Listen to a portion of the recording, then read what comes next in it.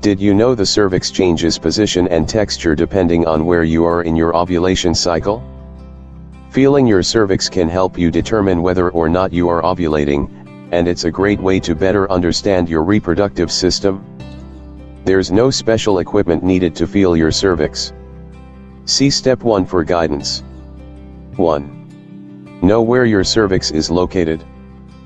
The cervix is the lowermost part of the uterus, where it connects with the vaginal wall. It is located 3 to 6 inches, 7.6 to 15.2 centimeters, inside the vagina, at the end of the vaginal tunnel.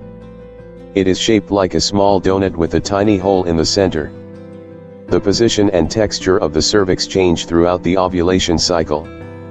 The inner canal of the cervix contains glands that secrete vaginal mucus.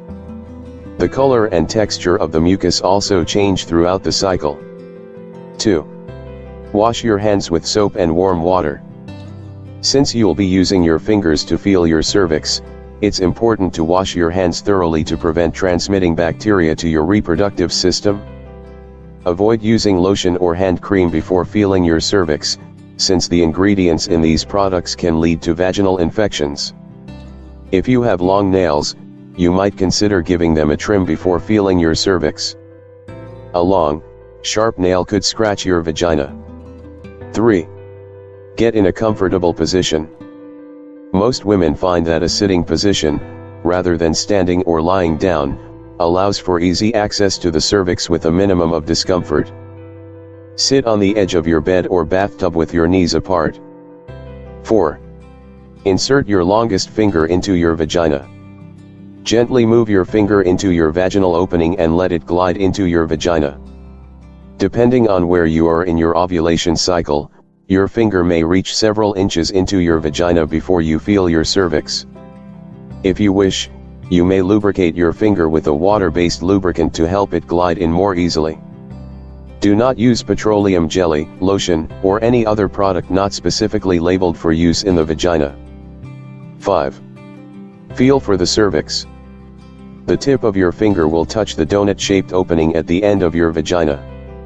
You'll know it's your cervix if your finger isn't able to keep reaching further. The cervix may be soft, like pursed lips, or firm, like the tip of your nose, depending on whether or not you are ovulating. 6.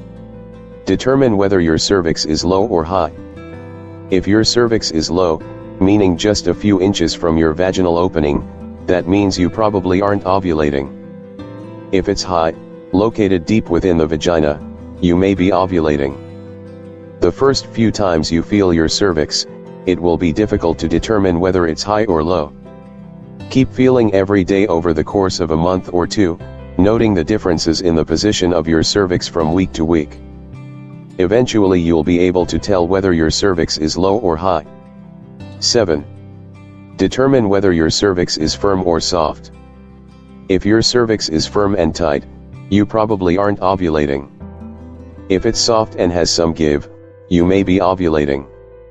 The texture of the cervix during ovulation has been described as feeling like a pair of lips.